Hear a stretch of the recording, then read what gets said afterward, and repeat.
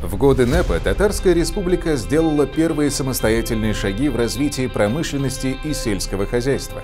Новая экономическая политика при всей своей неоднозначности позволила преодолеть многие последствия Первой мировой и гражданской войн, разрухи и голода. К концу 20-х годов народное хозяйство ТАССР во всех основных отраслях достигло уровня предвоенного 1913 года. Были снова засеяны поля, заработали фабрики, в магазинах появились товары. Налаживалась обычная нормальная жизнь, но политика диктовала экономике свои правила, часто очень жестокие. И это ломало судьбы миллионов людей.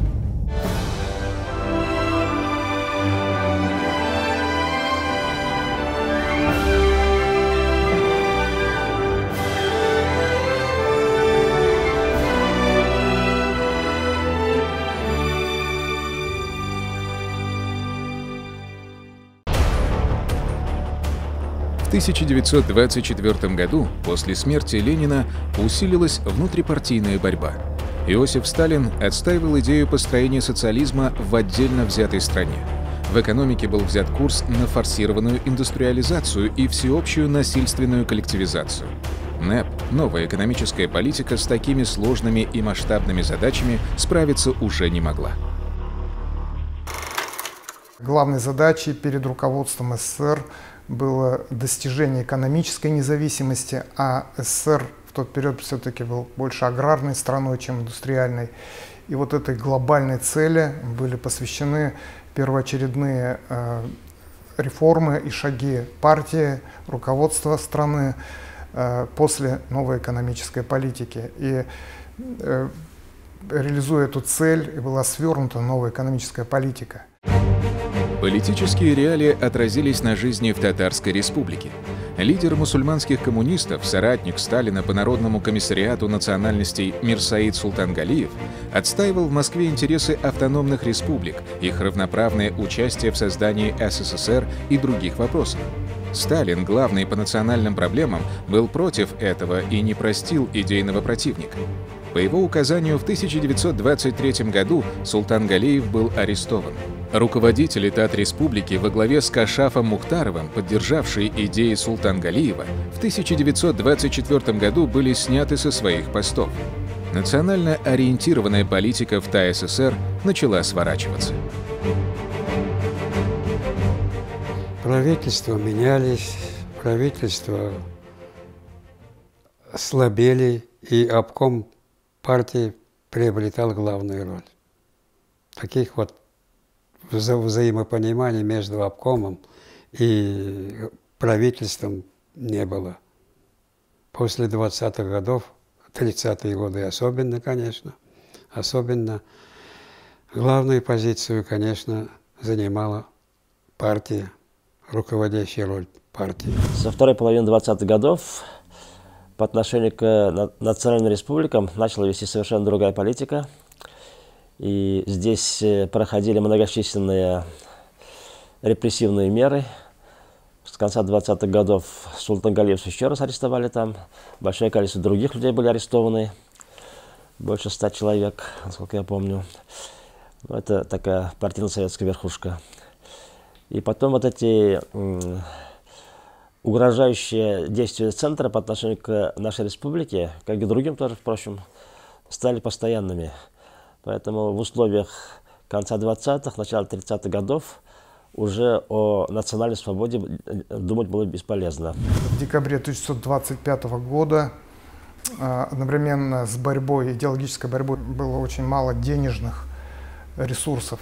Тем не менее, этот курс был взят, а еще через 2 года на 15-м съезде ВКПБ был провозглашен курс на коллективизацию сельского хозяйства, потому что вот такую масштабную индустриализацию было невозможно провести без концентрации продовольственных ресурсов, без концентрации рабочих рук и без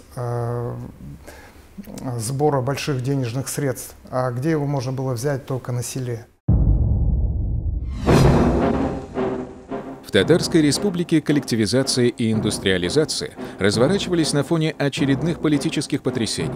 В 1928 году получило продолжение дело так называемой Султангалиевской контрреволюционной организации. Мирсаид Султангалиев был вновь арестован за утверждение о том, что сталинская национальная политика ошибочна. Он считал, например, Султангалиев, что социализм можно построить тогда, когда страна переживет демократические установки. То есть сначала должна быть демократический строй в стране, режим в стране демократический, а потом можно будет строить социализм. Потому что социализм без свободы, он не социализм, а у нас он был без свободы. Сталин писал, как быть Султангалиевым. Он, по-моему, он националист. Каменев человек осторожный. Писал, может быть, как-нибудь с ним поговорить. Зиновьев был человеком жестоким очень. В Ленинградском уже он сидел в обкоме в Петроградском. Он заявил, что надо его, значит, наказать. Сталин сказал, правильно, с ним цацкаться не надо, и, в общем, его арестовали. Судили султангалиевцев в закрытом порядке. Они были ложно обвинены в том, что принимали участие в контрреволюционной организации, подготовке террористических акций и вооруженного восстания в стране. Под расстрельную статью был подведен 21 человек. Среди них были сам Мирсаид Султангалиев, бывший председатель правительства Татарской республики Кашаф Мухтаров и другие. Остальных приговорили к различным срокам лагерей и тюрем. После 6 месяцев пребывания в камерах смертников расстрельный приговор в отношении 21 осужденного был заменен на 10 лет заключения. Но позже, в годы сталинского террора, большинство султангалиевцев расстреляли. Борьба советской власти с идейными врагами шла по всем направлениям. В ноябре 1929 года в газете «Правда» была опубликована статья Иосифа Сталина «Год Великого Перелома». Он писал: «Истекший год был годом великого перелома на всех фронтах социалистического строительства. Перелом этот шел и продолжает идти под знаком решительного наступления социализма на капиталистические элементы города и деревни». В статье утверждалось, что именно колхозы стали столбовой дорогой развития. В Татарской республике, как и по всей стране, началась сплошная коллективизация. Для индустриализации нужны были огромные финансовые средства. В то время газа не было, нефти не было. Важным экспортным товаром являлся хлеб. Сталинское руководство в 1927 году на 15-м съезде партии взяли курс на форсированную коллективизацию, чтобы быстрее создать колхоз, у которых хлеб изъять было гораздо легче и проще, чем у многомиллионной массы крестьянства, чем у единоличника. К тому же нужна была дешевая рабочая сила.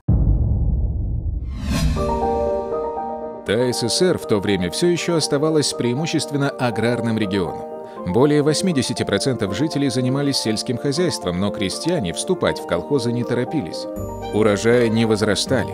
Засухи, невысокое качество почвы, отсталость аграрной науки – все это тормозило развитие сельского хозяйства. В конце 20-х годов прошлого века в Татарской республике было около полумиллиона крестьянских хозяйств, в том числе 110 тысяч бедняцких, более 370 тысяч середняцких и около 20 тысяч зажиточных, кулацких. Пятая часть хозяйств не имела лошадей. На полях все еще пользовались сахой. На начальном этапе коллективизации в Татреспублике колхозы и различные артели объединяли чуть более 2% крестьянских хозяйств, а колхозные посевы занимали только 1% полей. Власти на местах проводили различные агитационные мероприятия, убеждали крестьян добровольно вступать в колхозы, обещали льготы и налоговые послабления. Уже с осени 1929 года в СССР усилился нажим на крестьянство. В декабре был создан Народный комиссариат земледелия СССР. Наркомзему поручили работу по реконструкции сельского хозяйства, строительству совхозов, колхозов и МТС, машинно-тракторных станций. Советская власть требовала, чтобы на местах коллективизация шла целыми деревнями, волостями и даже районами. В январе 1930 года Центральный комитет ВКПБ принял два постановления. Первое – о темпе коллективизации и мерах помощи государства колхозному строительству. Второе – о мероприятиях по ликвидации кулацких хозяйств в районах сплошной коллективизации. Это значило, что коллективизация и раскулачивание вступили в решающую фазу. Надо сказать, что методами вовлечения крестьян в колхозы являлись командно-административные меры, силовые методы, налоговое давление, повышение налогов, заготовительные кампании, угрозы лишением избирательных прав, угрозы раскулачиванием, выселением из села, а также расстрелом. Также использовался обман, эксплуатация энтузиазма беднейших слоев крестьянства и низменных желаний толпы в приобретении имущества более богатых соседей. Все это проводилось насильно, насильственными методами. Об этом говорят и отрывки из отчета члена Пленума обкома партии товарища Вольфовича. В своем отчете он пишет: за период событий не было ни одного сельского схода, который бы не утверждал, что в колхоз загнали силой и что людей стращали всякими невзгодами, раскулачиванием и высылкой в Сибирь. Вот здесь есть, например, конкретные данные. Село Тимошкино, Чистопольский кантон. Там было принято постановление: кто из бедняков не запишется в колхоз, будет выслан из села. Правительство считало, что люди, которые обладают каким-то то ли или скотом, или какими-то наделами земельными, они должны это все отдать, национализировать, то есть в пользу советской власти.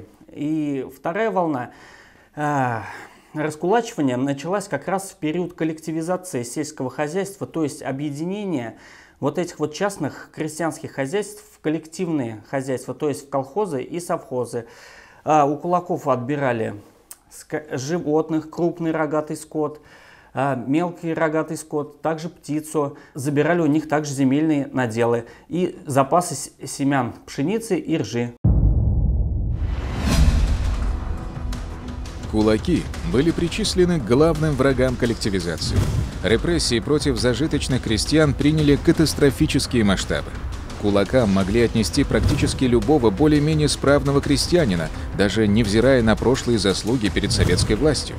Так, в сводке о ходе раскулачивания по татарской АССР от 15 марта 1930 года сообщалось: в деревне Тегузино раскулачен середняк Мутяшин за покупку с сестрой перины в голодный год. Имеет одну лошадь, одну корову, служил в Красной армии, 2 раза ранен. Брат убит в бою с белыми. Раскулачивали не только зажиточных и середняков, но и бедняков. Например, в Мамадышском кантоне власти вынесли решение составить списки всех крестьян, в том числе бедняков и середняков. Или в Мамалаевской волости того же кантона при подготовке к раскулачиванию составили опись имущества у бедноты и середняков. В отдельных селах Татреспублики количество раскулаченных хозяйств составляло 23%, почти 1/4 часть крестьянских хозяйств. И это при том, что начальная цифра, которая фигурировала в партийных документах, это всего 4% кулаков среди всех крестьян. Общие перегибы, присущие чрезмерному темпу коллективизации, получили углубление в налоговой раскладке и системе взыскания. Например, деревня Щекурча. Первоначально было дано машинно-тракторное задание на сумму 2000 рублей. Экономическая мощь села при этом не учитывалась. Компания была объявлена ударной и была осуществлена с помощью милиции. В результате у середняка Терехина Трофима вещи были проданы с торгов за тракторизацию и машинизацию. Это зеркало, часы, шкаф и так далее. Одним из стандартных поводов к раскулачиванию это было наличие предприятия, использование наемного труда. Стандартно это. Вот раз у крестьян в хозяйстве было предприятие, значит он капиталист, значит он эксплуататор или использовал наемный труд. Советская власть разделила кулаков на 3 категории. Первая подлежала немедленному выселению в малонаселенные районы страны с конфискацией имущества. Вторая – переселению в другие кантоны и районы республики. Третья – переселению внутри кантонов, районов и волостей. На фоне Великого Перелома уже не замечались маленькие трагедии отдельных людей и семей. Всего как бы 2 крупные волны раскулачивания. Первая крупная волна раскулачивания имела место в начале 1930 года. К марту 1930 года было раскулачено 14 658 хозяйств. 14 658 хозяйств. А вторая крупная волна раскулачивания была в первой половине 1931 года. Тогда было раскулачено 5000 хозяйств. Раскулачивали крестьян, выселяли их, отправляли в отдаленные районы страны, в Сибирь, естественно. По Тат-республике прокатилась волна пожаров. Кулаки перед переселением в Сибирь поджигали свои дома, чтобы они не достались советам. Началось самораскулачивание. Крестьяне сокращали площади посевов, продавали или забивали скот, чтобы не попасть в список кулацких хозяйств и не отдать родных буренок в общественное стадо. То в одном, то в другом кантоне вспыхивали стихийные протесты, порой очень многочисленные. Вооруженные конфликты прошли в селах Аюк-Удырган Апастовского района, Танкеевка Спасского района, Карашерма и Балаклы Тюлечинского района, а также в нескольких селах Мамадышского района. Звучали не только лозунги и проклятия, но и выстрелы.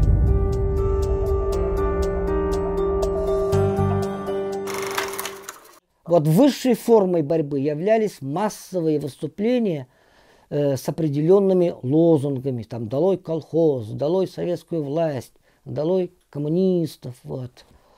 Только за февраль-март месяц 1930 года в Варском и Мамадышском кантонах произошло 15 массовых выступлений. Общее количество участников этих волнений составило 16 300 человек. И надо сказать, что в ходе борьбы против насилия, против коллективизации, против раскулачивания из среды крестьян выделялись предводители, свои предводители, у которых как бы инстинкт самосохранения как бы приближался к нулю, а чувство боли, сострадания за своих односельчан преобладало. Активно протестовали против колхозов сельские женщины. Многие из них потеряли на фронтах Первой мировой и гражданских войн мужей, и все жизненные тяготы взвалили на свои плечи. Терять им, по сути, было нечего. По разным районам ТССР прокатились так называемые «бабьи бунты». Например, деревня Анцобино, Сардыкская волость, Мамадышский кантон. Эта деревня сейчас находится в составе нашего Кукмарского района. 600 женщин, значит, они выступили против выделения хозяйственной клетки для колхоза. Село Албаево, Усалинская волость, Мамадышский кантон. 7 января 1930 года толпа женщин в 200 человек выступила против закрытия церкви и выселения священника. Руководителем была батрачка Кузьмина. Вот женщины заставили членов комиссии снять красный флаг с церкви. Деревня Утяганова, Исенбаевская волость, Челнинский кантон. Женщины в количестве 200 человек принудили сельсовет уничтожить постановление об обобществлении семян.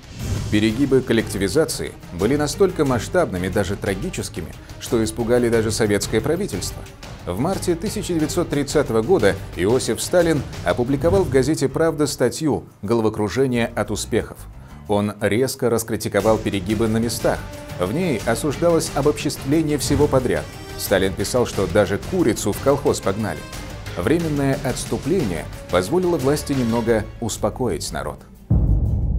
Основная волна спада раскулачивания пришлась на 1934 год, после того, как вышло постановление Совета народных комиссаров РСФСР о том, чтобы подвергнуть реабилитации людей, репрессированных именно в период коллективизации и раскулачивания. Но большинство из этих людей, которых восстановили в правах в 1934 году, были репрессированы и расстреляны в 1937 году. Основные итоги коллективизации. Первое. Резкий упадок сельского хозяйства. Значит, сократилось поголовье скота, сократились площади посевов. Хлебозаготовки 1931 и 1932 года привели к массовому голоду, унесшему десятки тысяч человеческих жизней. Коллективизация привела к резкой миграции сельского населения в города и на великие стройки пятилеток. И еще один такой важный факт. На территории Татарстана резко уменьшилась численность татарского населения. Татары, которые были выселены в отдаленные районы страны, они там забывали свой язык, свою культуру, и все это имело отрицательное значение для татарского народа.